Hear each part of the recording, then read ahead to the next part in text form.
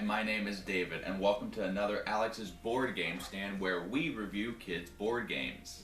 And on today's docket is a tin game from Asmodee called Minuscule. And what are you trying to do in this game, kiddo? You're supposed to move the little critters with your cards. Yes, and you are racing, or what are you doing? You're racing. Okay, and yeah, that's basically how the game is played out. There's not much theme. I don't know why the bugs are racing. There are pictures of fruit and or food on the cards, so I guess they're trying to race for that. But this is a good family fast game. This kind of reminds me of a game that we've played in the past and we are going to review called The Hare and the Tortoise. And that has a racing aspect, though it's a bit longer and I think a little more complicated than this one. So this is a more condensed version of that and is very friendly for all ages. So without further ado, let's show them the contents of this adorable racing game and then show them how to play, right? Mm-hmm. Let's go.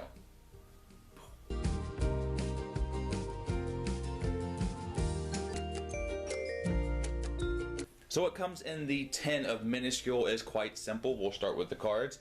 The 7 cards here make up the racetrack, so those are really nice and they have different pieces of food on them. The next cards here are the secret objective cards. They're double-sided. This shows the scoring process at the end, and then it has very charming insect art and or critter art on the very back side here. So you have those cards, and the next cards that we have here are the playing cards. These are where you're going to be determining how the bugs are going to move, and we'll go over these in more detail in a second. So that is the other deck, and the card quality here is above standard. They're a bit thin, though they are produced pretty well. The cardboard components that we have are the 3 markers here, and I'll get into what these do in a second, and of course the cute insect standees. They have the plastic part on the very bottom already, and they have the standees here. They have one black, and this has a special roll attached to it. We'll go over that later. So those are all the contents within this tin. Now let's show you how to play this game. You'll start by giving 2 of these secret insect objective cards to each player in a 2-player game, and you keep these secret throughout the whole game. These are what you're going to be using to score and win. And then you deal out the appropriate number according to the players of these playing cards. Now, in a 3-player game, I think it's 7. Now, you're only going to have these cards in your hand. There is no way to draw more cards. Once you dealt out all the appropriate number of cards, let's say it's 7 to each player, you discard the rest of them and they're out of the game. And then you pick a player to be the start player of this round. The start player will be rotating throughout the whole game, and that first player gets the privilege of placing one of these bugs anywhere they want on the line here. So let's say the grasshopper goes there. You can place it anywhere you want. The only thing you can't do is place a bug in between 2 bugs until you have to do that. So this cannot be done until the end of the placing process. You would have to continue to do this. You'll continue to do that, passing from player to player, placing the bugs until you have a starting setup. Now you're ready to play the game. So on your turn, it's simple. You do one thing. You take 1 card from your hand and play it face down in front of you.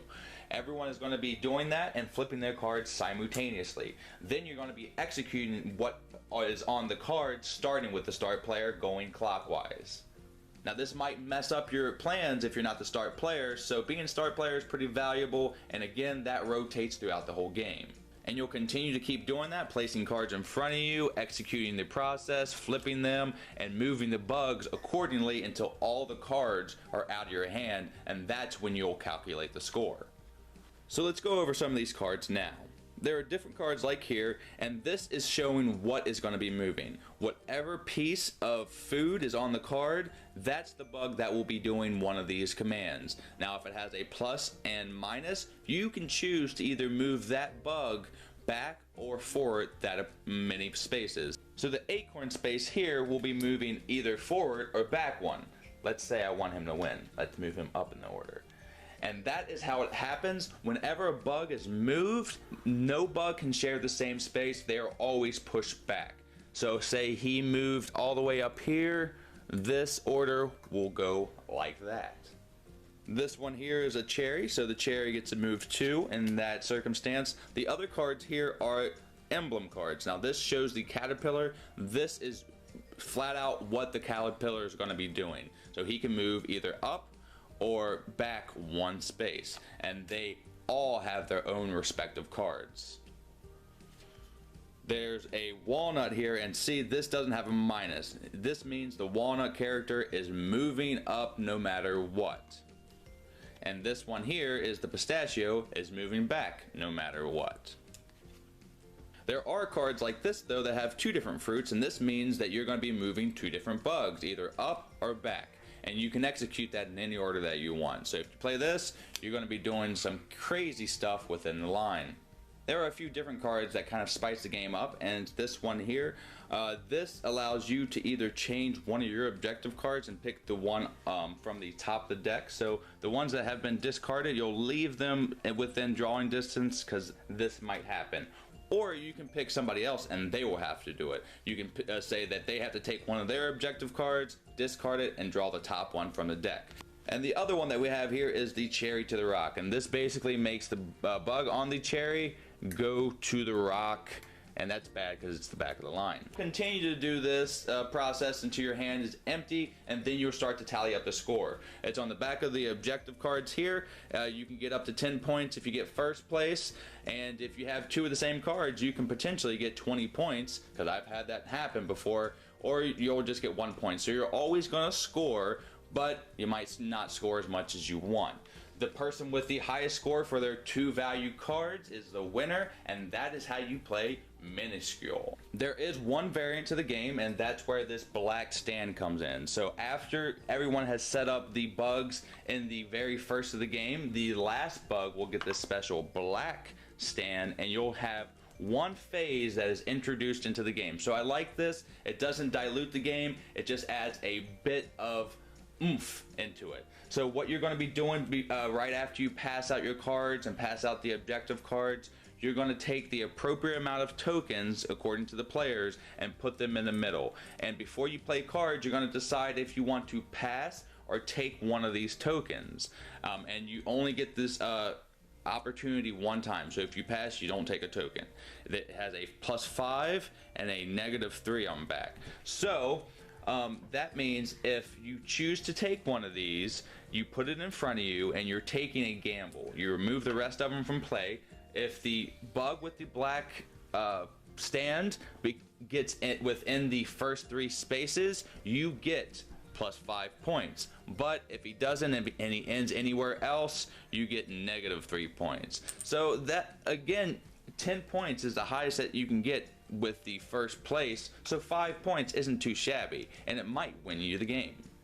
So this isn't so much a racing game as I would say it's a fighting for position game via playing cards. So without further ado, let's give this game a grade and tell you what we think about it. So that was Minuscule.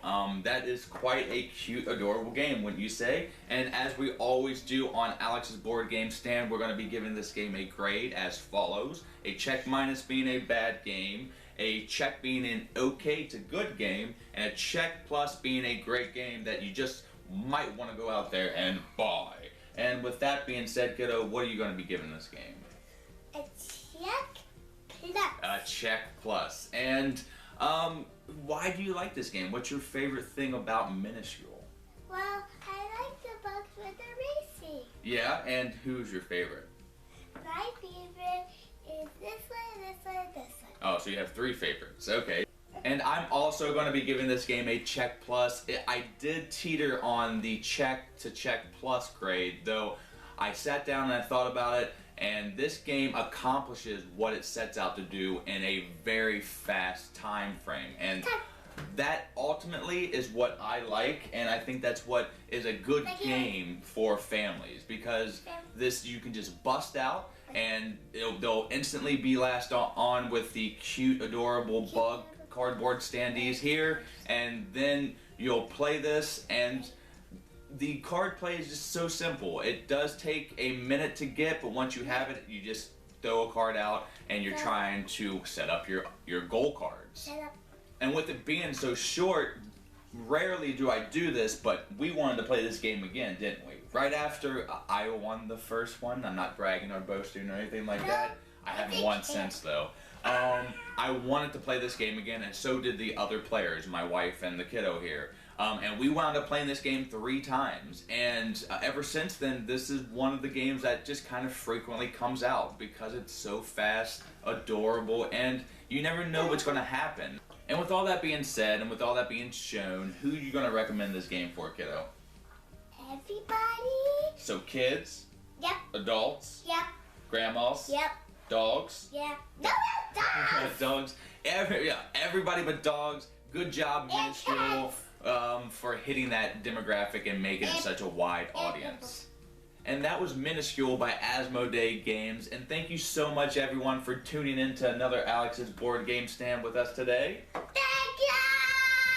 Yes, and until the next time that we see you, we hope that you have a great rest of your day and a great time with what? All that you play. You heard it here on the Game Vine. Bye, everybody. Bye.